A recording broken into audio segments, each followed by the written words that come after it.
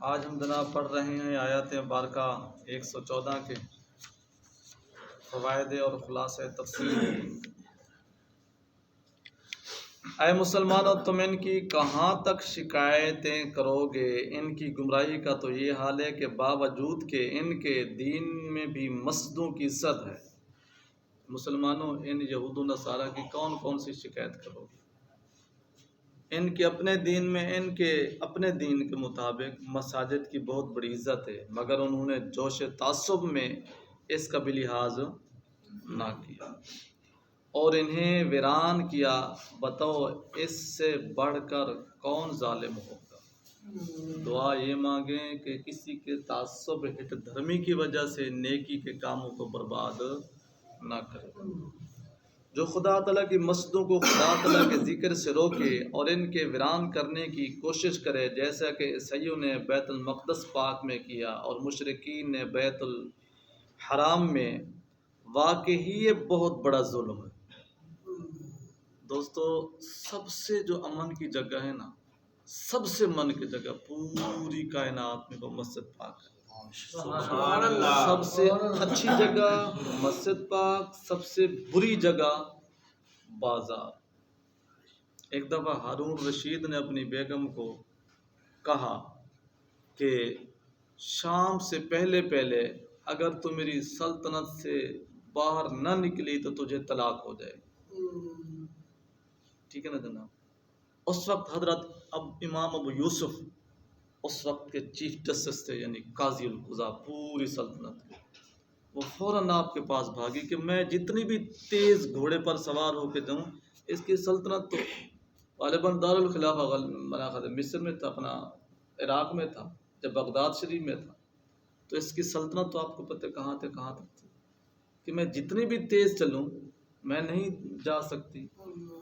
امام صاحب کی خدمت میں گئی، امام صاحب نے کہا کوئی ٹینشن لینے کی ضرورت نہیں، فوراً مسجد پاک میں جا کے بیٹھ جاؤ۔ سبحان اللہ، سبحان اللہ۔ فوراً مسجد پاک میں مطلب مسجد پاک ایک ایسا گھر ہے جہاں ہارون رشید کی بھی سلطنت نہیں ہے، یہ آزاد در آزاد ہے۔ کیونکہ بعض تو مالی ظلم کرتے ہیں اور بعض جانی، بعض آبرو کا، مگر اس میں بڑا ظالم وہ ہے جو کسی کا گھر چھین لے۔ یہ ذہن میں رکھیں، مالی بھی ظلم ہے، مال چھین لینا، جان چھین لینا۔ آپ انہوں نے گھر پر قبضہ کیا۔ دوسرا یہ کہ کوئی تو چیز کا غاصب ہوتا ہے اور کوئی اس کے نفع اٹھانے کے لیے، مگر بدتر وہ شخص ہے جو مالک کا ذکر ہی نہ ہونے دے۔ کوئی غلام خادم ہے کہ کوئی مال کا چور ہے، کوئی جائیداد کا چور ہے، اس سے بڑھ کر بہت بڑا چور کوئی نہیں ملے گا جو مالک کا ذکر ہی نہ ہونے دے۔ تیسرا یہ کہ بعض غاصب مغصوب پر اصل ملکیت کا دعویٰ کرتے ہیں اور بعض اس کے خریدنے کا، مگر خبیث غاصب وہ ہے جو اصل چیز ہی کو تباہ کر دے، غصب کر کے تباہ کر دے اور مالک کا نام بھی نہ لینے دے۔ ان کم بختوں کو چاہیے تھا کہ خود بھی ان مسجدوں میں ڈرتے جھکتے آتے، اب اس کا انجام یہ ہوگا کہ اس کے واسطے دنیا میں بھی رسوائی ہے اور آخرت میں بھی سخت عذاب ملے گا۔ نقطے ہمیشہ ذہن میں رکھا کریں، خواہ مسلمان ہو، یہ تو عیسائیوں اور یہودیوں کی لٹریشن ہو گئی نا جی۔ مسلمان ہی اگر اس طرح کے رویش میں چلے تو سمجھیں اس کا بیڑا اللہ حافظ۔ یا یہ کہ اس جرم کا انجام یہ ہوگا کہ مسجدیں تو پھر آباد ہو جائیں گی، لیکن وہ خود وہاں سے ایسے نکلیں گے کہ پھر ان کا داخلہ بھی دشوار ہوگا۔ مسجد تو اللہ تعالیٰ کا گھر ہے، اس نے تو آباد رہنا ہی رہنا ہے۔ اس میں جو بندہ بھی پھڈا ڈالے گا، یاد رکھیں کسی مسجد میں، کسی کونے پاکستان ملک کے اللہ تعالیٰ کے گھر سے جو بندہ پھڈا ڈالتا ہے نا، تو ایک تو اس سے بڑھ کر کوئی ظالم نہیں ہوتا۔ اسی کی وجہ سے اگر مسجد پاک ویران ہوتی ہے تو سمجھو اس کا گھر، یہ اور بات ہے مہینے بعد ہو جائے، سال بعد ہو جائے، 2 سال بعد ہو جائے، اس وقت ہو جائے، اس کا رہنا کخ نہیں جو جان بوجھ کر اللہ تعالیٰ کے گھروں کو بے آباد کرے۔ اب بے آباد کرنے کے ہم نے آپ کو کئی طریقے بتا دیا کہ وہاں شور کرنا، وہاں کے لوگوں کو تنگ کرنا، نمازیوں کو تنگ کرنا، ڈسٹرب کرنا، مطلب خواہ مخواہ کی ہٹ دھرمی کرنا، چدراہٹ، یہ سارے ظلم کے زمرے میں آتے ہیں۔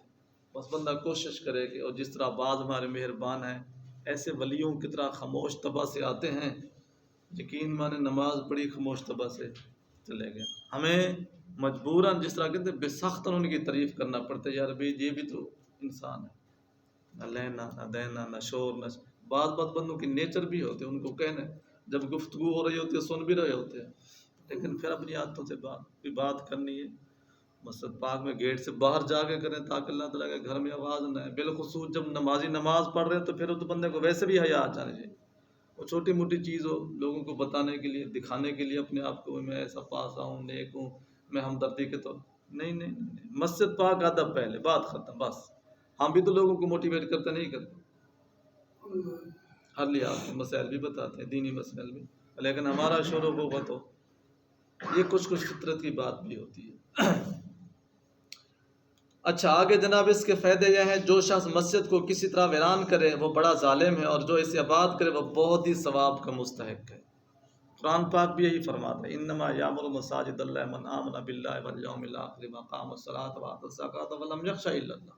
جو مساجد کو آباد کرتے ہیں وہ اللہ تعالیٰ کے علاوہ کسی سے نہیں ڈرتا. آبادی کی چند صورتیں ہیں. مسجد بنانا، اس میں چٹائیوں اور تیل بتی کا انتظام کرنا، یہ بھی ایک آبادی کی صورت ہے. وہاں عمدہ امام مقرر کرنا، یہ بھی ایک آبادی کی صورت ہے. یاد رکھا کریں بعض مساجد ایسی ہوتی ہیں کہ وہاں امام کی خوبی کی وجہ سے نمازی بڑھ جاتے ہیں، امام کی قرات کی وجہ سے، امام کے قابل ہونے کی وجہ سے، امام کی پارسائی کی وجہ سے. اس لیے دوستو آپ بھی تو آخر یہیں نہیں رہنا، آپ کے بچے ہیں، آپ ہیں، جہاں بھی اللہ تعالیٰ آپ کو موقع دے، کسی محلے میں، کسی ٹاؤن میں، اگر وہاں اللہ تعالیٰ آپ کو موقع دے مسجد پاک امام کے چناؤ کے لیے، تو امام خدا کے لیے ہم تو آپ کو خوبصورت تربیت عرض کریں گے. یہ جو ٹیسٹ شروع کر دیتے ہیں نا، وہ ہمارے سامنے بس کوئی آتا نہیں نا جی. وہ خود انتظامیہ جو بنی ہوئی ہوتی ہے نا جناب، 6 کلمے تک نہیں آتے، سبحانک اللہ قرات کے ساتھ نہیں آتا، امام پڑھا نماز پڑھانے کی جاچ نہیں آتی تھی، مسجد پاک امام سب کا انٹرویو لے رہے ہوتے ہیں. یار یہ قصور کسی کا نہیں، آپ میری باتیں سن رہے ہیں تو اپنی اصلاح ہو رہی ہے نا جی. اس طرح کی اصلاح اگر ہر مساجد کی انتظامیہ کی ہو جائے، خدا کے بندے امام کا انٹرویو کرنے والے کون ہیں؟ تجھے کوئی آتا ہے درد صرف نہ، کوئی بھی ہو، صدر جتنا بڑا اکاؤنٹ آفس کا افسر ہو، جتنا وزیر اعلیٰ ہو، اس کا بہت بڑا پروٹوکول افسر ہو، یہ مصیبتیں اپنی جگہ، یہ تو دنیاوی ہوتے ہیں. اس امام کا جس نے مشکات شریف پڑھی ہے، اس امام کا جس نے حدیثیں پاکیں پڑھی ہے، تجھے آتا کیا ہے؟ تو دوست اس طرح بس اس کی لوگوں سے ویو لے لیا، اچھے ہیں، نیک ہیں، پارسا ہیں، عالم ہیں، بس ٹھیک. تقریر چیک کرنا اس کی، نماز چیک کرنا اس کی یہ چیک کرنا اس کی یہ، خود کو کچھ بھی نہ آتا. یہ بہت بڑا ظلم ہے جناب، بہت بڑا ظلم ہے. جس سے جماعت ہو جائے، وہاں اللہ تعالیٰ کا ذکر کرنا، اس کی اعلیٰ سے اعلیٰ زینت کرنا، اس کی پوری تحقیق انشاءاللہ. انما یعمر مساجد اللہ، یعنی 10واں پارہ جو بھی میں نے آیات پاک آپ کو پڑھ کر سنائی ہے کہ بحث میں آئے گی. حدیث شریف میں ہے جو مسجدوں کے زینت کی ممانعت آئی ہے، اس سے یا تو فخریہ زینت مراد ہے یا ناجائز زینت، جاندار کی تصویروں. مطلب فخریہ زینت سے مراد بھی لوگ کہیں کہ یہ مسجد پاک، حالانکہ ضرورت نہیں ہوتی. صحیح پوچھو نا، ضرورت نہیں ہوتی. اور جس طرح ہمارے آج کل بزرگ وہ فرماتے ہیں، میں نے آپ کو عرض کی خیال پرسوں چوتھ، اور جب کوئی پیسے اکٹھے ہو جائے نا جی، انتظامیہ میں یہ میں تو کہوں کہ شیطانی صفتی ہوتی ہے. وہ مسجد پاک میں کوئی خاص کام نہیں ہوگا، مطلب پنکھے بالکل ٹھیک ہیں، رنگ روگن بالکل ٹھیک ہے، سارا کچھ، اور پیسے جو آ چکے ہوں گے جان بوجھ کر وہ دیکھیں گے، حالانکہ ضرورت نہیں ہوگی، ضرورت نہیں ہوگی. وہی پیسہ اگر امام صاحب کی فیسلٹیز میں کمی ہے، کوئی اس کی رہائش میں، اس کی تنخواہ میں، ادھر ان کو 112 پر تپ ہو جائے گا. وہ معاذ اللہ سمجھتے ہیں کہ اماموں پر خرچ کرنا معاذ اللہ. یہ بھی دوستو ایک بہت بڑی، کسی کا بھی قصور نہیں، میں تو یہی کہتا رہتا ہوں، صرف تربیت کی کمی، صرف تربیت کی کمی ہے. نقطہ ذہن میں رکھا کریں، ہمیشہ ذہن میں رکھا کریں. بس گھٹیا لوگوں کی گھٹیا سوچی ہوتی ہیں، امام پہلے مسجد بعد میں. پوری تاریخ پڑھیں، نبی پہلے گھر بعد میں. میں آپ کو بہت بڑا نقطہ دینے لگا ہوں. حضرت آدم علیہ السلام پہلے آئے، بیت المعمور شریف کو بعد میں اتارا گیا، ٹھیک ہے نا جناب. حضرت ابراہیم علیہ السلام پہلے آئے، بیت اللہ شریف کو بعد میں بنایا گیا۔ یعقوب علیہ السلام پہلے آئے، بیت المقدس پاک کو بعد میں بنایا گیا۔ میرے آقا کریم مدینہ شریف میں پہلے تشریف لے گئے، مسجد نبی شریف کو بعد میں بنایا۔ اس سے بڑی میرے پاس کوئی دلیلیں نہیں ہیں جناب۔ تو یہاں الٹا ہے، مسجد پہلے امام بعد میں، شرعی اسلامی قانون امام پہلے مسجد بعد میں۔ ایک نقطہ دوسرا یہ بھی ہم آپ کو عرض کرتے رہتے ہیں، بیت اللہ شریف کی کتنی شان ہے؟ بیت اللہ شریف کی یار آپ نے ایکٹیو ہونا ہے، یہ نہیں کہ اسی معاملے میں یہاں کے لیے آپ کو اللہ تعالیٰ نے زندگی دی ہے اسلام کے لیے۔ مولانا خادم حسین رضوی صاحب جیسے رحمت اللہ تعالیٰ آپ نے ذہن بنانا ہے ہر جگہ ہر معاملے میں۔ یہ مت سمجھا کریں ہم نے تو آپ کی خوبصورت رہنمی اس لیے کر دیتے ہیں، خوش بخت ہیں آپ کے، اس طرح کی موضوعات کی یادیں بارکیں آ جاتی ہیں، نہ آتی تو شاید اس طرح کی باتیں بھی کبھی آپ کو نصیب نہ ہوتی۔ ٹھیک ہے نا جناب؟ تو عرض کرنے کا مطلب یہ ہے میرے پیارے دوست، بیت اللہ شریف کی کتنی شان ہے جناب؟ بہت شان ہے نا جناب۔ اس طرح کے بندہ چودھریوں سے پوچھے جو اماموں کو ریجیکٹ کر دیتے ہیں، ان کی ہر معاملے کو معاذ اللہ معمولی سمجھتے ہیں، خدا ان کے سے سوال کیا کریں کہ خانہ کعبہ شریف کی عظمت یا زیادہ ہے یا انسان کی عظمت زیادہ ہے مومن کی؟ یہ جناب بخاری شریف کی حدیث ہے۔ کس کی حدیث ہے؟ بخاری شریف کی حدیث ہے کہ مومن کی حرمت شان بیت اللہ شریف سے زیادہ ہے۔ بولیں بیت اللہ شریف سے زیادہ ہے۔ اس طرح کے چودھریوں کو سمجھ آ جانی چاہیے جو امام کو اللہ تعالیٰ کے گھر سے کمزور سمجھ کے ان پر خرچ کرنا معاذ اللہ معیوب سمجھتے ہیں، ان گمراہوں کو معلوم ہونا چاہیے کہ انسان امام تو پھر بھی امام ہوتا ہے نا جناب، بندہ اس کو انسان سمجھ کے، مسلمان سمجھ کے، مومن سمجھ کے بھی خدمت کرے پھر بھی اس کے بارے نہیں آ رہے جناب۔ یہاں تو مطلب ہے کوئی چیز کو بھی زیادہ میں نہیں رکھا جاتا نا جناب۔ تو دوستو یہ صرف دین کی کمی، دین کی کمی۔ اچھا تو فخر یا زینت سے مراد یہ بھی ناجائز ہے، مطلب ہے ضرورت نہ ہوئی خواہ مخواہ کا خرچ کر دینا، ضرورت نہ ہوئی خواہ مخواہ کا خرچ کر دینا، دوستو یہ بھی اس کا کوئی فائدہ نہیں۔ ٹھیک ہے نا جناب، ذہن میں رکھا کریں۔ اس سے یا تو فخر یا زینت مراد ہے یا ناجائز زینت جاندار کی تصویروں اور فوٹوؤں سے مسجد کو آراستہ کرنا، یہ محض دوسری مساجدوں کے مقابلے کی غرض سے ہے، نہ کہ اللہ تعالیٰ کو راضی کرنے کے۔ ٹھیک ہے جناب۔ اچھا اس طرح یعنی سجانا منع ہے۔ اس کی تحقیق ہماری کتاب جال حق میں دیکھو، وہ دیوبندی وہابی جو وہاں نعت خوانی اور چراغاں وغیرہ کو منع کریں اس میں داخل ہیں۔ یہ بھی ایک مسجد پاک کی جائز زیب و زینت ہوتی ہے جناب، تو جہاں زیب و زینت جائز ہو وہاں منع کرنا، سمجھیں یہ کفار کا طریقہ ہے، مسلمانوں کا طریقہ نہیں ہے۔ مسجد پاک میں ہر طرح کا ذکر الہی جائز ہے، خواہ بلند آواز سے ہو یا آہستہ نعت خوانی ہو یا درود شریف خوانی ہو، ذکر کے حلقے، کیونکہ اس آیات پاک میں ان یذکر مطلق آیا ہے کہ ذکر کس طرح کا بھی ہو یہ کیا ہے؟ جائز ہے ہر لحاظ سے۔ جماعت اولا کے وقت بلند آواز سے ذکر کرنا صرف نمازیوں کی نماز میں خلل کے اندیشے سے منع ہے، جس طرح کہ ہم بھی کرتے ہیں۔ یہ کچھ شرعی طور پر یعنی کہ گناہ نہیں، اخلاقاً نمازی جس طرح بناؤ، ویسے اس کی بھی دلیلیں ہم آپ کو دیتے رہتے ہیں۔ خانہ کعبہ شریف میں اللہم لبیک لبیک اللہم لبیک، اس کے باوجود کوئی نماز پڑھ رہے، کوئی کیا کر رہے، کوئی کیا کر رہے ہیں۔ بہرکیف اس میں بہتری یہ ہے کہ ایسا ذکر نہ کرو جس سے نمازیوں کو، جو بات حق ہے یار وہ حق ہے، خواہ ہم ہیں یا کوئی بھی ہے۔ ہمارے مفتی رحمان سے اللہ تعالیٰ آپ کی عمر دراز کرے، آپ سنیں ایسا بول رہے ہیں کہ یہ بندہ سونے میں تولنے کے قابل ہے، تو جب وہ آپ کو چیئرمین شپ سے ہٹایا گیا تب کسی نے بھی احتجاج نہیں کیا۔ دیکھو نا بندے کی شخصیت کا پتہ تب چلتا ہے جب بندہ اس کی کمپنی اٹینڈ کرے، جب بندہ اس کی صحبت میں بیٹھے۔ یقین مانے اس بندے کی ہم گفتگو سنتے ہیں میڈیا پر یا اس کی کتابیں پڑھتے ہیں، ہر ایک کا ذہن اگر ہوتا نا تو پھر ہر بندہ مفتی ہو جاتا۔ بڑے بڑے بڑے دیوبندیوں کے علماء، یعنی فتوے تو ہر بندہ لیتا ہے نا، اہل حدیثوں سے لے لیے، اہل دیوبند سے لے رہا ہے، مفتی صاحب کی جو فتوے میں فقاہت میں گرفت ہے، بڑے بڑے مفتیوں کے فتوے میں مفتی صاحب نے غلط کر دی، یعنی اتنا بندہ یہ قابل ہے، یہ نہیں کہ زبان سے غلط کر دی، اتنے آپ کے پاس دلائل، عبارت کو سمجھنا، اس کے مفہوم کو سمجھنا، اس کے مقصد کو سمجھنا، ایسا نہیں جناب۔ تو عرض کرنے کا مطلب یہ ہے کہ آپ کا بھی فتویٰ اسی میں ہے کہ نماز کے بعد ذکر ایسا نہ کریں کہ جس سے نمازی ڈسٹرب ہو. یہ نہیں کہ مفتی سے اپنی طرف سے فتویٰ دیا. اسلاف کے فتاوے پڑھتے ہیں، بزرگان دین کے قول پڑھتے ہیں، شریعت کو دیکھتے ہیں، طریقت کو دیکھتے ہیں.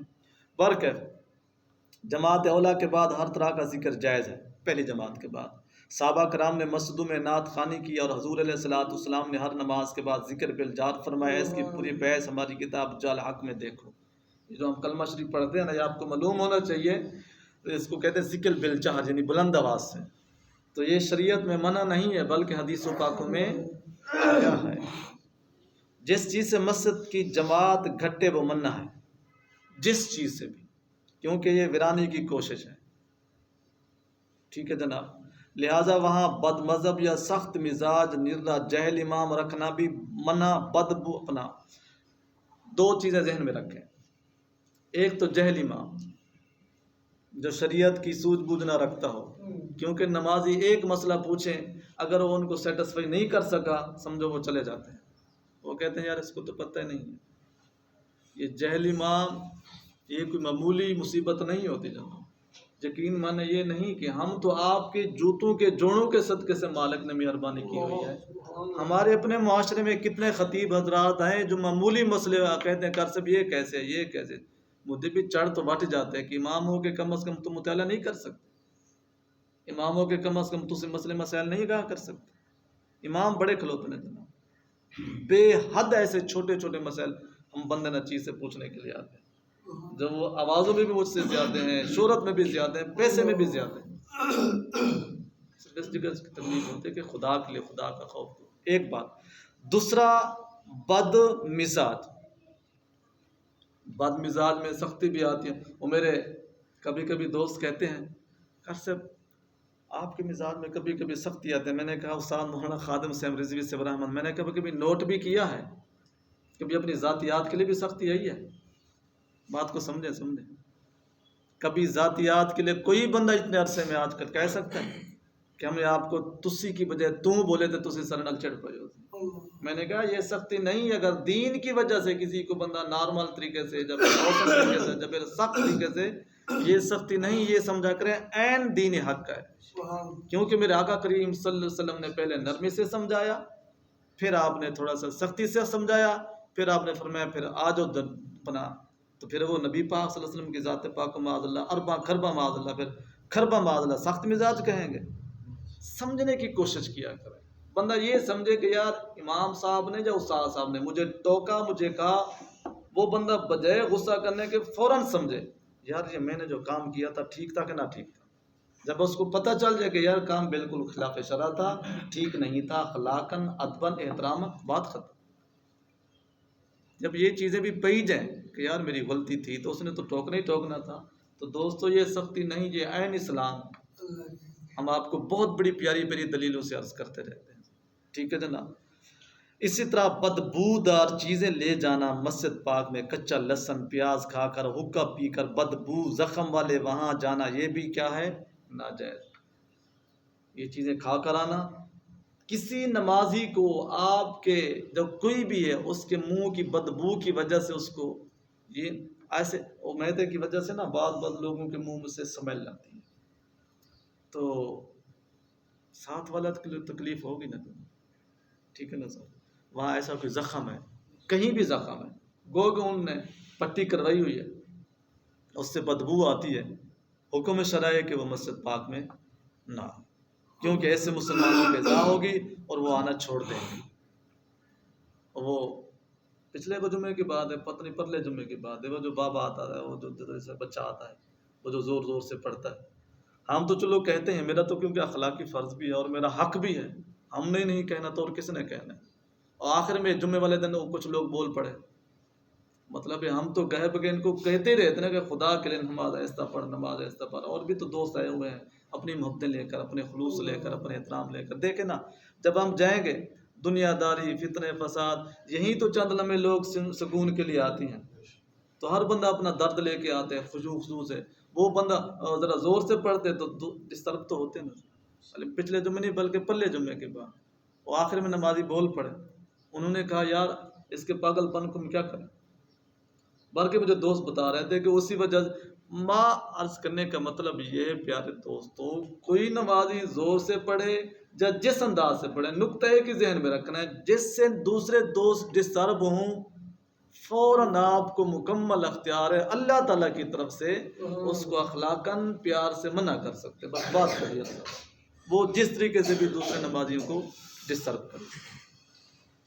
اللہ اکبر کبیرہ والحمد للہ کثیرہ۔ کوشش کی جائے کہ مسجد پاک کی عمارت ہمارے اپنے مکانوں سے اعلیٰ ہو اور بلند و بالا ہو، وہ اس لیے کہ مسجد پاک کا جو مقام ہے وہ ہم سے خدا کا گھر ہے نا۔ حضرت عثمان رضی اللہ تعالیٰ عنہ نے اپنے زمانے میں مسجد نبوی شریف نہایت ہی اعلیٰ اور نفیس بنوائی تھی۔ یہ بھی آپ کو معلوم ہے کہ اب تو بہت سارے لوگوں میں شعور آ چکا ہے، پرانے زمانے میں ایسا نہیں ہوتا تھا۔ جو گھٹیا سے گھٹیا چیز، گھٹیا سے گھٹیا مال، اللہ تعالیٰ کی راہ کے لیے بھی وہی، مسجد پاک کے لیے بھی۔ اب بھی کبھی کبھی اتفاق ہوتے چندہ کو دیکھنے کے لیے تو وہ نوٹ جو نہ چلنا، وہ نوٹ جو جس میں نمبر نہ ہونا، مطلب نہیں دوست، ایسا نہیں، ایسا نہیں، ایسا نہیں۔ اللہ تعالیٰ کی راہ میں ہم سب نے جو بھی خرچ کرنا ہے اعلیٰ سے اعلیٰ خرچ کرنا ہے۔ مسجدوں کو ویران کرنے والا انشاءاللہ دنیا میں خوار اور خستہ ہوگا اور اس پر غم اور خوف طاری رہے گا، اور آخرت کا عذاب اس کے علاوہ ہے، اس کا تجربہ بھی ہو چکا ہے۔ بلکہ جن لوگوں نے مسجد کی چیزیں نظم کر کے گھر میں استعمال کی وہ آخر کار تباہ و برباد ہو گئے۔ ہم نے آپ کو عرض کی تھی نا کہ مسجد پاک کا پانی بھی ہم اپنی گھر کی ضرورت کے لیے نہیں لے جا سکتے، گھر کی ضرورت کے لیے۔ یہاں تو لوگ قبرستانوں کے لیے کیا وغیرہ کے لیے، کوئی پوچھنے والا ہو تو بندہ بولے، امام کے پاس صرف زبان کی طاقت ہوتی ہے، وہ بتا دیتا ہے۔ نبی پاک صلی اللہ علیہ وسلم کو یہی فرمایا کہ نا وما علینا الا البلاغ، میرے محبوب پر یہی ہے کہ تم پر پہنچا دے، بس آگے مانے یا نہ مانے تمہارا کام۔ پھر اللہ رب العزت نے پھر میں جانوں، پھر قیامت والے دن تم جانو۔ تو ہمارا یہاں کوئی پوچھنے والا ہے جو نہیں، بس جو جس طرح جیسے ہو رہا ہے جانے جائے لیس، ٹھیک ہے جناب؟ نہیں دوست، سب مسجد اللہ تعالیٰ کی ہیں لیکن اس کے درجے مختلف ہیں۔ سب سے افضل مسجد بیت اللہ شریف، پھر مسجد نبوی شریف، پھر بیت المقدس پاک، پھر ہر شہر کی جامع مسجدیں، پھر محلے کی مسجدیں، پھر گھروں کی مسجدیں، یعنی گھر میں جو جگہ نماز کے لیے صاف کر لی جائے، یہ مساجد کے مراتب۔ در مختار وغیرہ نے ترتیب یوں بیان کی ہے کہ سب سے افضل مسجد مکہ معظمہ ہے، پھر مسجد مدینہ منورہ ہے، پھر مسجد بیت المقدس پاک ہے، پھر مسجد قباء شریف ہے جو اسلام کی پہلی مسجد اسست علی التقوی، یہ وہ مسجد پاک ہے جس کے بارے میں قرآن پاک فرماتے ہیں کہ یہ تقوی کی بنیاد پر بنائی گئی ہے، ٹھیک ہے جناب؟ پھر ہر شہر کی پرانی مسجدیں، جس طرح کہ آپ کا شہر شیخ پورہ ہے نا جی، اس میں جو سب سے پرانی سے پرانی مسجد ہے اس کا پھر وہاں کی بڑی مسجد، پرانی سے پھر بڑی مسجد، پھر اپنے گھر سے قریبی مسجد، ٹھیک ہے جناب؟ پھر اپنے استاد کی مسجد۔ کیا بات ہے جناب، کرتے ہیں نا آپ کو، آپ دوستوں کا آپ کرتے ہیں، اللہ تعالیٰ کے ولی بندے استاد کی نسبت سمجھ کے یہاں جب جمعہ نماز، پھر جس مسجد میں اللہ تعالیٰ کے ولیوں کے ڈیرے ہوں وہ مسجد کا شان بھی بہت بڑا ہے۔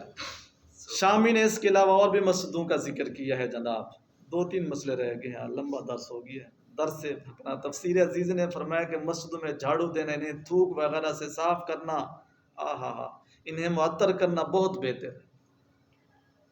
اگربتی لگائیں، خوشبو لگائیں، جھاڑو دیں، تھوک سے صاف کریں، کوئی کسی قسم کا وہاں کچرا کوڑا پڑا ہے، بلکہ مسجدوں کی جھاڑو حوران بہشتی کا مہر ہے۔ کیا بات ہے جناب، مسجد پاک میں جھاڑو دینا یہ حوروں کا حق کے کیا کمال ہے۔ اور باقی مسائل کے لیے کتاب بہار شریعت کا مطالعہ کرو۔ میں نے کچھ کتابوں میں یہ پڑھا ہے کہ جو بندہ مقروض ہو، اللہ تعالیٰ کے گھر کی صفائی کرے، انشاءاللہ اس کا قرضہ ایسے ہی صاف ہو جائے گا، ٹھیک ہے جناب؟ کل ہم پڑھ رہے تھے ام مہجن رضی اللہ تعالیٰ، یہ وہ پاک صحابیہ تھی جو مسجد پاک میں آ کے جھاڑو دیتی تھی۔ تو جب آپ وفات پا گئی، نبی پاک صلی اللہ علیہ وسلم کو نہیں بتایا گیا، آپ نے پوچھا وہ آتی تھی، عرض کی یا رسول اللہ اس کی وفات ہو گئی. آپ نے فرمایا تم نے مجھے بتایا نہیں. ہم اس کا جنازہ پڑھتے. آپ اس کی قبر پر تشریف لے گئے. یہ جناب بخاری شریف مسلم شریف کی حدیثیں ہیں. آپ اس کی قبر پر تشریف لے گئے, وہیں جا کے آپ نے اس کے لیے دعا اور نماز پڑھی. مسجد پاک میں جھاڑو دینا کوئی معمولی بات ہے نہیں دوستو. ہماری باتیں خدا کے لیے بڑے پیار سے شرعی باتیں ہوتی ہیں, ہماری ذاتیات نہیں ہوتی. مطلب یہ جو ایک نیچریں بن چکی ہے نا کہ سب کب امام نے کرنے ہیں, امام نے تو کرنے ہی ہوتے ہیں, پھر یہ فضیلت تو گئی نا. پھر فضیلت تو اگرچہ ہر مسجد کا ادب و احترام اور احکام شرعیہ یکساں ہے, مگر جو مسجدیں بزرگوں کے قریب واقع ہوں ان کا ادب و احترام بہت زیادہ ہے. یہ بھی آپ کی بہت بڑی سعادت مندی ہے کہ ہم نے کوشش کی ہوئی ہے آج تک مسجد پاک میں کوئی ایسی بدریشہ نہیں ہونے دی. اب ہماری باتوں کی سمجھ آسانی سے آتی ہوگی ہم کیوں رمضان شریف میں ادروائز آگے پیچھے مسجد پاک کے ماحول پر کیوں زیادہ زور دیتے ہیں. ابھی تو آپ نے مسجد پاک کے کما حق ماحول کو پڑھا بھی نہیں جناب جو شرعی طور پر ہے. ہم مسجد پاک کے ہر ماحول سے واقف ہیں الحمدللہ رب العالمین. اس کے مسجد پاک کے احکام سے, احترام سے, خدمت سے. اس لیے جس پر اللہ تعالیٰ کا خاص کرم ہوتا ہے وہ بندہ کبھی بھی نہیں ڈسٹرب ہونے دے گا مسجد پاک کے ماحول. وہ اللہ تعالیٰ کی رضا کے لیے سارا کچھ برداشت کرے گا. رمضان شریف میں آپ کو پتہ ہے ہمارا صحیح پوچھا رمضان شریف بجائے سکھ سکون کے نا, کیونکہ لوگ آتے ہیں کبھی کبھی تو آتے ہوتے ہیں تھکے ترٹے, تو انہوں نے پھر آ کے عجیب و غریب معاملے کرنے ہوتے ہیں. ان کے لیے تھکاوٹ ترٹا کا معاملہ ہے. ہم تو الحمدللہ 24 گھنٹے مالے کے گھر میں رہتے ہیں, ہمارا دل تب بھی نہیں رجتا. بات سمجھیں 24 گھنٹے رہنے کے باوجود اس کے اربع شکر ہیں, پھر بھی ہم 24 گھنٹے اپنے آپ کی عبادت و ریاضت میں رکھتے ہیں. تو آپ کے سامنے جو ہمارے اعتکاف دوست آتے ہیں یہ گلہ شکوہ نہیں, 10 دنوں کو ملتے ہیں ان کو, پھر بھی اپنے تو سے باز نہیں ہے. وقت بڑا قیمتی ہوتا ہے. نبی پاک صلی اللہ علیہ وسلم کی ذات پاک نے فرمایا یہ جو اعتکاف ہوتا ہے یہ صرف شب قدر کو تلاش کرنے کے لیے ہوتا ہے. اصل مقصد پھر صحیح پوچھا ہم بھی انسان ہیں, بڑے بڑے نبیوں کی ذات اپنی امت کو درس دے کر آخر ان کے لیے بد دعائیں کر دی تھی کہ نہیں کی تھی.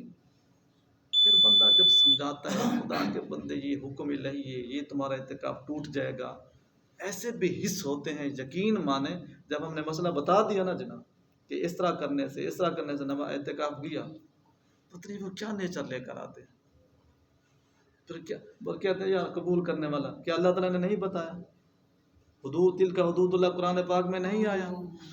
پھر یار اتنا کما حق کو کوئی نہیں کر سکتا, بس اللہ تعالیٰ بخشنے والا ہے. اللہ تعالیٰ بخشنے والا ہے تو یہ بھی اسی بخشنے والے نے کہا ہے وَلَا تُبَاشِرُوهُنَّ وَأَنْتُمْ عَاكِفُونَ فِي الْمَسَاجِدِ.